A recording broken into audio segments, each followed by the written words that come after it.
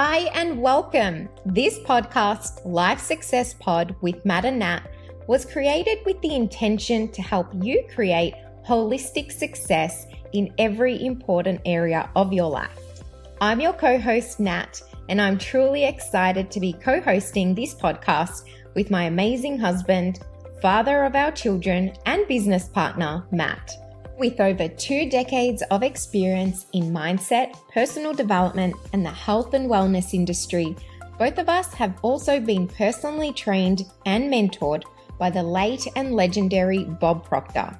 Having practiced as a naturopath in clinic for almost a decade and working ourselves to create holistic success in our own personal lives, we are both truly excited to support you on your journey to create greater happiness, richer relationships, more fulfillment in your life, vibrant health, and greater abundance and success too. Expect some laughs, some tears as two raw, authentic beings come to you on this journey of life alongside you. We'll share what's worked in creating a richer life for ourselves, what we have learned and applied, and also what hasn't worked. Count on us to give you some practical advice, tools, and tips that you can implement straight away with every single episode. So get ready, buckle up, and enjoy this journey, my friend. Oh, and if you feel like being a great giver, share this podcast with someone else that you think this may benefit.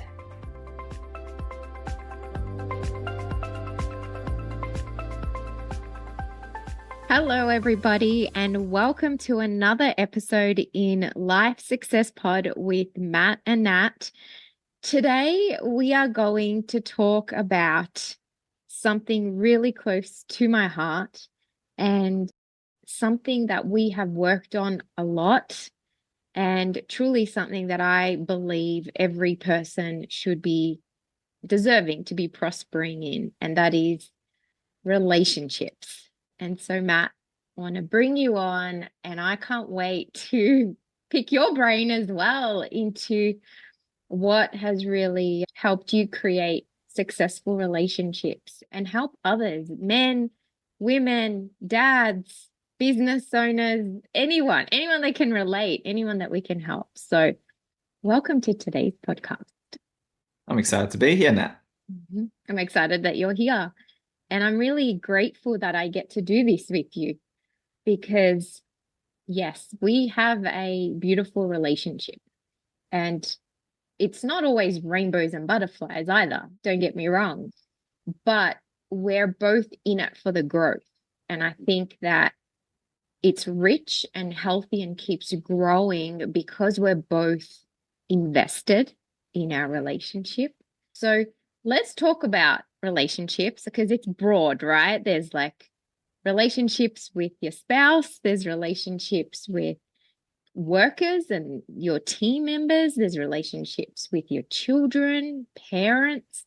Like, it's really big. So let me ask you, someone listening today may be thinking, gosh, I don't have great relationships, or maybe they can think of specific relationships they want help improving. So let's start going into that territory a little bit now. I think relationships are very dynamic and they vary so much from relationship to relationship. And when I think of relationships, even if I think of a family, which is multiple relationships, but we can even just remove the children for a sec. Let's say there's a husband and wife or partners. They come together and they're both being conditioned in a certain way. And what I mean by conditioned in a certain way is they both have their own belief systems that they've been adopted through their childhood and their upbringing up until the point of today where they are. And they both have their habits that they've adopted once again through their childhood and everything they've experienced up to this point today. And so both are coming in with their conditioned way of being, thinking, and seeing the world. And they're different. They may have similarities. They may have things that they're attracted to with each other, but there's going to be clashes in some points where they're going to have to navigate their way through those differences there. And I think your ability to navigate through those differences is going to determine if the relationship will be successful in the long term or not. Because that's where the growth is. is where there's a difference. And now you can take that with a relationship with someone that you work with. It could be a relationship with someone you're married to. It could be a relationship with a best friend. Like it could be any kind of relationships. Either way, you're both conditioned differently, have different beliefs. And this is where you can go different cultures. That cultural paradigm comes into it too, where there's a clash in beliefs, clash in what their societies think is normal, what's accepted and what's not accepted. Seeing on the broader scale as well, culturally, we can just go individually. And like I said, I think our ability to navigate our way through differences and be able to not only agree, because you never want to really settle. You don't want to settle for things. Okay. This is really, really important. But you want to create something that works for everyone involved. And I think that's always possible if there is I think it's possible if there is a high enough or a great enough motivation in that relationship. That is a huge point. It's about having a vision of a rich relationship to start with, whether that's with a child or a spouse or a team or a family. I know for me from the get-go, it's been holding on to an image of harmonious, loving, healthy, connected relationships where everyone can be authentically expressed. And I just love the quote in the Bible, without a vision, the people will perish. That holds true to everything. Every single goal we have or every life we want to create more life success, but we need to have images of what that looks like. And I always tell clients, you don't just want to have an image of just you with your children, because your children are different. What kind of relationship do you want with? We've got 3 children, right? With child number 1 or child number 2, for this sake, I'm just saying numbers, but what relationship do you want with them? And are you actively working on it? I think you hit the nail on the head there with the paradigm, though, because I remember before we got married, 6 months before, I moved into living with you, with your parents, wasn't just with you.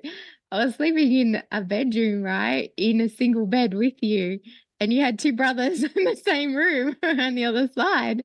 And for me, it was like, whoa, like I was thrown into a lot of change in how family worked and the dynamic. And it was super uncomfortable. Like, if I'm honest, it was so uncomfortable, but I grew so much. And I also learned so much. And I was like, oh, I love that. And I love how calm the home is. And I love how it's so orderly. And I learned habits. One thing that I really learned, and I think this is only something you can experience if you have put yourself in different relationship situations or families, is how different your family was to mine in so many ways. And there's an unlearning process. So if you both have a goal or a vision of what relationship you want, then both have to unlearn some things. It's not just one person does all the growth and the other one's like, well, you got to meet me. That's not equal at all.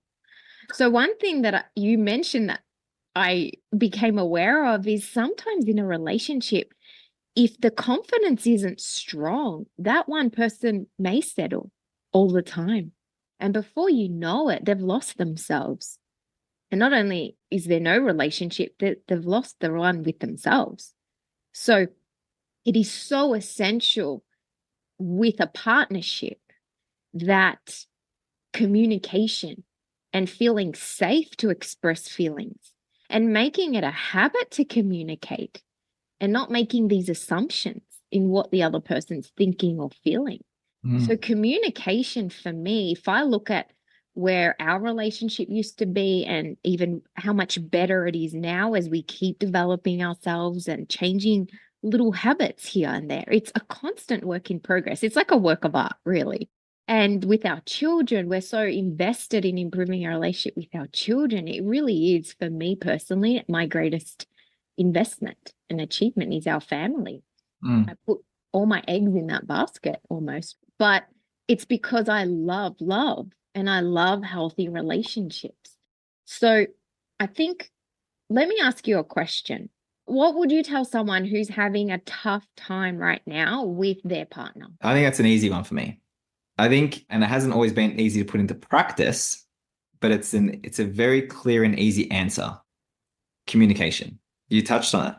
I think rather than just running off with this story in your own head, in your own mind, right? And creating this story and then just it just keeps evolving within your own mind. And then you end up making decisions that weren't even for the right reasons. The best thing that you can do if you're having trouble with in a relationship is to actually sit down and communicate with the person, connect and communicate. Actually share with the person how you're feeling, why you're feeling that way. And that is a tough thing to do sometimes. It requires you to be a bit vulnerable. If they're making you feel bad or sad or low or less than or whatever it is, to actually go out and express that, especially if it's a male. If you're the male figure, it can be very challenging to do. But I think it's How have challenging on both you ends. been able to do that? Because you weren't always really open to No, that's feeling. what I said. It hasn't always been easy to put into practice, but I know that, especially lately, through putting it into practice consciously, it's made a huge difference. I think it's just a decision that you have to make. If you really want to, like you mentioned, if the person wants to save the relationship, they actually want to make the improvements in the relationship, just be willing to sit down and connect and create that time to speak. Something that's been really good for us in our relationship is actually turning off the TV. Not only turning it off, we've actually removed it from our main living area. And we've only got one TV in the house. We don't have TVs in all the bedrooms and stuff. Like we were very conscious to create that environment in our home. But we've removed it from our main living area. It's out of sight, out of mind. We haven't actually turned it on for a couple of weeks now since we moved it.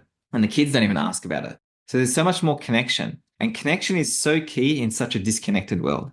When I go to any sort of like function or party or get gathering, people just pull out their phones and they're just on it. And this could be anywhere, you know, to a cafe. If you just observe people, they may be with someone physically, but their mind is in their phone. So they're actually not with the person. And so there's no connection, even though they're being together physically. And so, in such a disconnected world where there's phones and media and our busy lives, to sit down at nighttime, like us, for the two of us, when our kids go to sleep, we'll sit down with a tea or a cacao or something, and we'll just put some candles on and we'll just sit there and we'll just talk. Like that's It's been the so good. best. It It is. is so good. I look forward to it. We've got the music on, there's plants inside. We're replacing consciously disconnection with connection. Yeah. And it's magical what's happening with us as individuals, but our family, like with our kids, it's just incredible to watch. Yeah. So if there's a breakdown in communication, like just sitting there and if there's strain on the relationship, to sit there in front of a television together is not going to fix anything. Even though you're together, it won't fix anything because you're not actually addressing anything.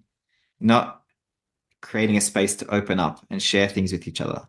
But by creating an environment or just even a time, you could even go to somewhere a completely different environment. You say, you know what, let's go to the park for half an hour during the day and just spend some time together. You might leave your phone at home, but that's just time where you can talk or go on a walk. That's the time to talk and communicate openly. I think just creating that space is going to help you to start talking about things that you can share things that are affecting you, things that you don't like, things that you'd love to improve.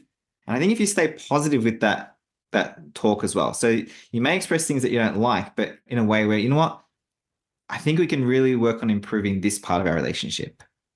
The other person is not going to take so much offense to it compared to if you just actually attacking them saying you hate when they do this or you hate when they do that. Because then now the other person's in defense. So I think even learning a positive way to communicate the way you're feeling about a situation can make that communication a lot more easy to digest for the other person. Absolutely. I think this is shifting. You said so well. It's shifting from being defensive in relationships why would someone be defensive? Because they feel attacked. Yeah. And so many relationships break down. And God bless the relationships that I grew up with and that I learned from, both from people's mistakes and the good things that I wanted to adopt.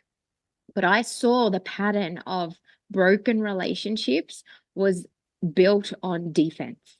And in fact, a lot of people sadly stay in relationships that are defensive.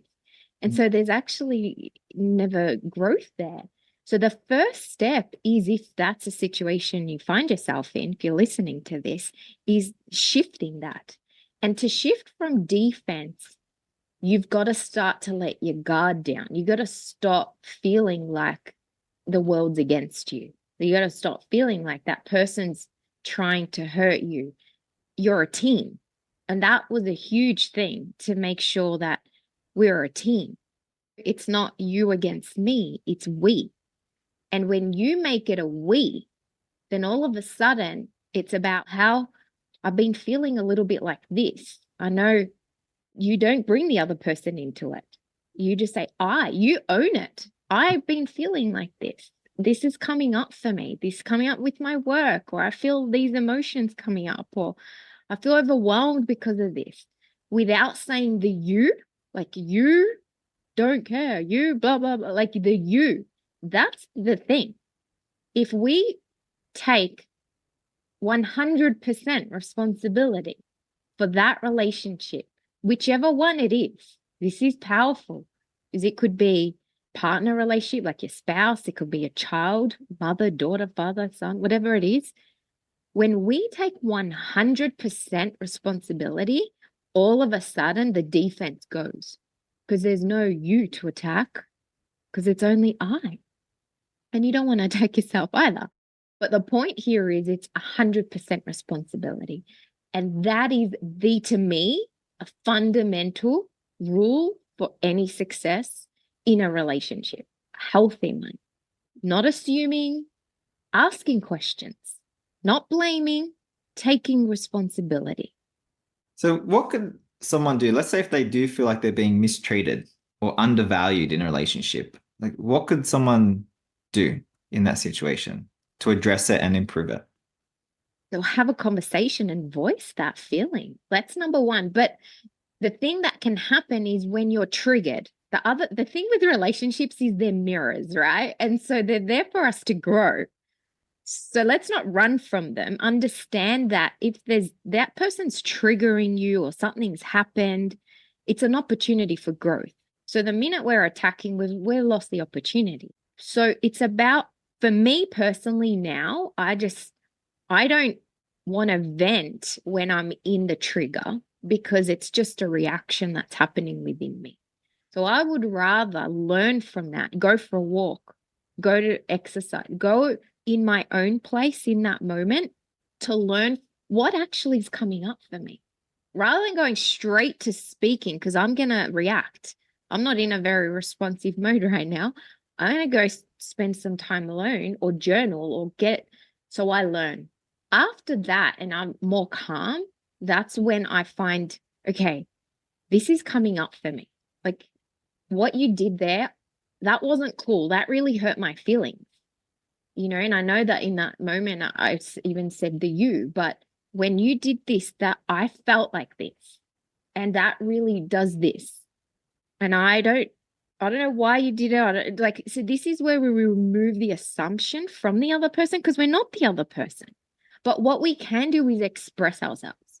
And what we can do is express ourselves in a calm way, not in a triggered, reactive, angry way. That's not going to fix anything. You got to come down from that first.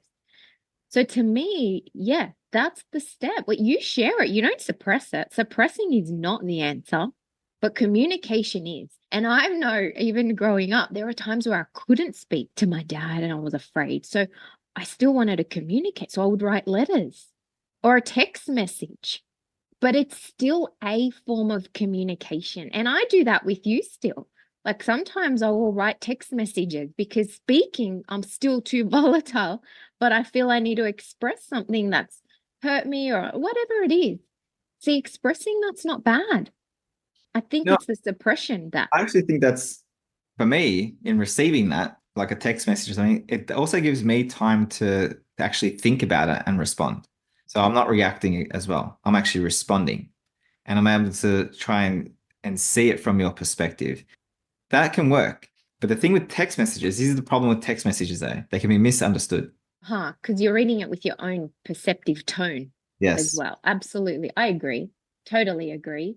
I think to just create a space, like I said, to create a space where you can actually just communicate. And I think if someone's mistreating, if you feel like someone's mistreating, because they may not actually have the intention to mistreat you, but you may feel that way, but that's based on, once again, your paradigm, your social normals, what you think is normal, the way you think things should be. Okay. Help them understand. If you can help them understand your perspective, and like you said, it makes me feel this way when you do X, Y, and Z, or when this happens. It gives them an opportunity to see that certain actions create certain effects.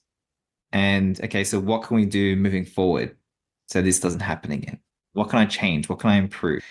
It's so important for both people in the relationship to want to grow or to be willing to grow and to change and to adapt. Once again, go back to the paradigms. We've got fixed ways of thinking and being in certain situations that have been programmed into us genetically and environmentally. We have to remember that. But if you think about like you said before, the family that you grew up in was very different to the family I grew up in. So what was normal for you was not normal for me. And what was normal for me was not normal for you. And so we're coming into this relationship with two different normals. And it's all beautiful. And I think it's a matter of when you come from that, you got two people, it's what do you want to create now?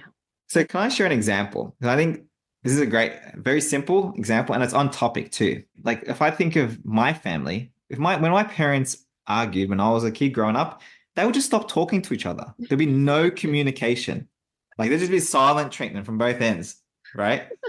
Silence in the house. I laugh because it's so It's the polar opposite to what you experience, right? Like no silence. that's right. It Voice was got louder. Yeah. That's right. And so the way I dealt with things, up until, I don't know when it was, but when I decided to change and actually open up and communicate when I felt there was something wrong, see, I would just go inside my little self and just like push it down. It's okay, I'll just go silent. I'd do the silent treatment. Okay. But that's the way that was the normal for me when it came to relationships. And this was happening subconsciously. I didn't consciously do that. It's just the way I dealt with it because that's the way it was in my environment. And you would be the opposite. And so you like be coming at me, like, listen to me, like wanting to speak about it, right? Yeah. And I'm like, no, like that's not the way I handle it. It's not the way I deal with it, right? But like I was saying earlier, to have that space where you can both actually communicate as adults, as people, as two beings together, whatever was happening can get dissolved and solved so quickly, and you can just move on with it. Right, rather than giving each other silent treatment for days. And that's painful. Like that's actually a form of rejection. Like especially if the other person is like that gets triggered, and that's what would happen before. And it's incredible how relationships can just get better and better. Like they really can get richer and richer. So let's just recap for now. It really is have a vision of what kind of relationship you would love. Do you want an open, honest, passionate, intimate? And intimate's an important word because a lot of people think it's all physical. No, like intimate's really about heart to heart. Intimate's like connection emotionally, spiritually, and physically. That's like the byproduct really of a true intimate relationship. And you can have this beautiful relationship with one of your children, and then you can have another magical one with another one of your children, but they're completely different. And it's so cool and special and unique, but they get richer and stronger. And it really is, one is the vision, two is making time to be together, not physically, that's not being together, but actually emotionally present and talk about the feeling. Talk about how are you? How are you feeling? What's been coming up for you lately? I want to be with you. So that's the next step is learning to be. I don't think many of us were taught to be with people physically next to them, but to be, well, that's another level of connection. That's the real connection that we're all craving. And you know what I find fascinating? We're all seeking this connection on a phone when deep down all we're needing is to open our hearts to connect. It's not on a screen. It's not going to be found there. And that's why being on Instagram feels shitty and being on social media feels shitty, because our hearts are craving connection that cannot be found in that way of disconnection. Like that's a method of disconnection in a large capacity. So that's the next one, is that open communication. And I also think that having a healthy relationship with yourself is so important.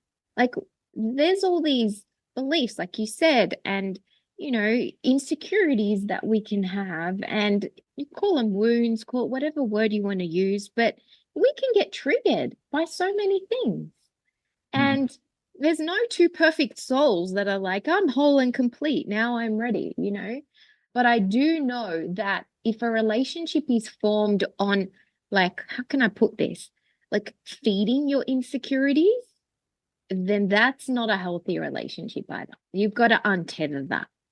So, for example, let's say there's someone that's super needy in a relationship. They need to be validated all the time that they're loved and beautiful. And then this other person just wants to give that to someone for their own feeling of worth, and they just need to keep giving it. And, it's like they've got this relationship, but it's not actually a true, authentic self. The egos are in charge there.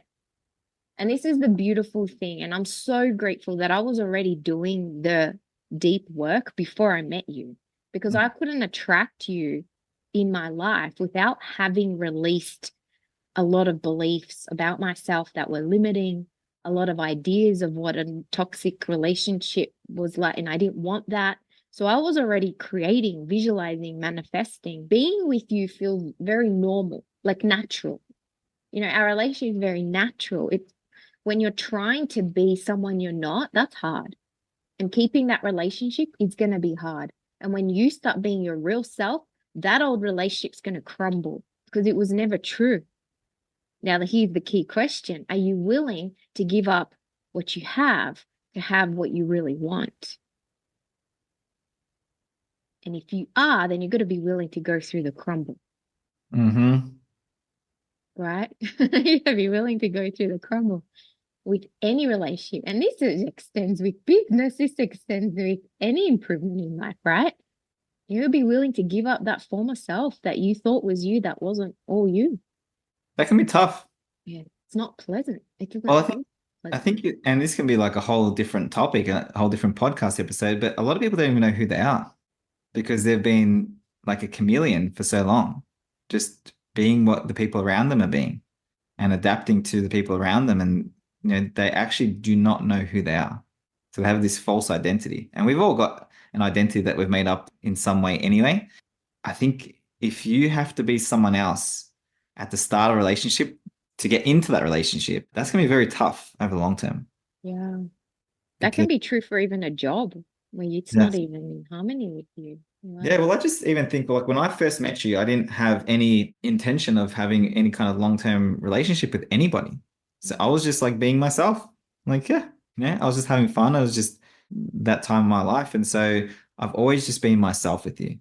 And there's been points when I was like, oh, who the hell am I? Right. But that wasn't because I was trying to be someone else when I met you. I was just trying to learn more about myself and understand myself on a deeper level. So at least allows me to keep changing and evolving, right? Which is something that I love doing anyway. But it's really, really important that we be ourselves and that we can be ourselves, because that's when you're going to feel freedom. Yeah. You're not going to feel locked in. Okay. And I also want to talk about that, the compound effect in relationships, because let's look at it in the positive way for a second. I'm just going to give it a positive example. Let's say if someone or two people connect, like you and I are doing, we mentioned after the kids go to sleep, we'll just put on some music, sit down with a cacao or a tea or something, and we just speak, in the candles, and it's nice and dark, and it's nice. It's very, very nice. Like the compound of that, even if it's just for 10 minutes or 20 minutes, but you do that daily and over a long period of time, that pays off in huge amounts. Absolutely. When it comes to connection. It's an investment. That's right. Investment. But there's also a compound effect working the other way. If there's no connection and you can go weeks without actually properly speaking with a partner, or, in a friendship, could even be in a friendship. And, I've got one of my best friends, I actually don't speak to him all that often. But when we do speak, it's like we've never spent any time apart. We're just such great friends, right? It's just a different kind of relationship. But I'm sure if we spoke every day, that relationship would be even better. It'd grow further. But obviously, there's only a certain amount of things that I can fit into my life, and we both got different lives, right? So that's just the way that relationship is. But when it comes to the most important relationship in my life, which is with you and with my children, I want to invest the time there. Okay, but because if I didn't, there would be a disconnection. And so even if you have to start off with just having even just one date night a week, or even if it doesn't even have to be at nighttime, it could be date day or just to go for a coffee with no phones, where it's just the two of you. Well, we actually started, you got the adventure challenge, Yeah. right? Which is really cool. It's a date book. And then they have all the dates in there and you got to scratch it off. And it's fun. Like you don't know what you're going to do. But with that came some connection cards as well. And like mini dates, 30-minute dates. Mm. And one of them was because I was feeling a bit disconnected from you. And so this was like, okay, we're trying, trying to connect again more intentionally. And I even we had to serenade each other, like literally sing a song. And it was like embarrassing and it was uncomfortable. And I was like, also a dream come true where I could finally sing like the Spice Girl. It Oh. was just one of those moments. But in that vulnerability is where the magic happens. And that's where we're not trying to look pretty and perfect, and it's in the rawness, it's in the giving birth to our children, in those moments where you see the whole process and it's beautiful, but we've got to stay in that beauty and not get caught up in this egocentric world of identity and cover up and harden up and be this perfection or image of success of what we think we need to be. And it's only when we are willing to bring these walls down and open our hearts up and be vulnerable and yes, feel wonky and clumsy and yet still feel loved unconditionally is where that relationship gets stronger. So that evolved, right? Like into now what we're doing, and it's getting even deeper and more beautiful. But it's having that intention. You've got to have that intention that you want to improve that relationship. And you've got to start to change the way you see that other person as well, because your image of them really dictates your attitude towards them. One of the biggest hacks that I have with our kids, even with you, is to see you the way I want to see you. Not to see you for your faults, but to see you for the blessings and to focus on the good. Focus on what you're doing well and the kindness and the generosity and all the good talents and gifts and traits. Because if we focus on what's missing, what's not there, what's the problem, well, then that's all we're going to see. It's just the law of focus. So It's an attitude. It's an attitude. And truly, so we've got a few key things here: vision, making time to be, having that right attitude, being vulnerable, communicating. I have two questions that I love. I heard recently, and they're so good. This is about relationships. So pick one person right now you would love to improve your relationship with. And just ask yourself, what would happen if you gave it 100% in that relationship? What would happen? 6 months, 12 months? Like, what would happen? What would it change in that relationship if you gave it 100%? And the second question is, what would happen if you didn't? And you see the compound effect right there, where you have a choice in that moment to give that relationship 100%. And the key is not once, it's being consistent. It is being consistent. That's the key. We've got a husband and wife that we're coaching at the moment, and we have been for a number of months now. And they had their own personal goals, but they wanted to work on the relationship. And we said, look, make that the priority right now, because you get the relationship right, and the other goals will be, you'll have so much more to give in that other area once you get that relationship right. And just something as small as just going on a date night or a date just once a week, or spending that quality time connecting. That's made a huge change in their relationship. But it's been consistency. That's the key. because there is a compound effect, and it's working one way or it's working the other way. And you start small because you don't want to overcommit to something that you can't keep doing long term. So just start small and you'll see how the relationship will start improving through these little minor improvements that you keep making on whether it's a daily basis or a weekly basis. Like, you got to start where you can. Okay. But at least you're working on improvement. And that's the key. And I'm just going to put it out there for those that think watching a movie or watching TV together is connection time. It's not. It is not. So don't get conned. So go do something else. You know what's another cool thing? Is just write some questions put them in a jar. Write 3 questions each and then pull them out and answer them. That will do way more for that relationship than what a movie will. Absolutely. Amazing. All right. Well, until next time, this is the Life Success Pod with Matt and Nat, and I can't wait to keep sharing more beautiful life-enhancing tips, tools, and tricks to help you live a richer life. All right. Bye for now. Thanks, Matt. Thanks. We hope today's episode inspired you on your journey towards creating greater success and richness in your life. If you would love to receive extra valuable content, be sure to subscribe at our mailing at mattandnatmindset.com. That's mattandnatmindset.com, and receive life-changing emails as well as stay up to date on our upcoming events, both in person and online. If you found this episode valuable in any way, it would really help us on our mission to help more individuals and families heal, grow, and prosper. Spread the love by sharing this with a friend over on social media or text. We welcome you to leave us a comment or review and let us know what you've learned from us so far. Head over to our social media channel at Matt and Nat Mindset. Thank you for listening and supporting our channel.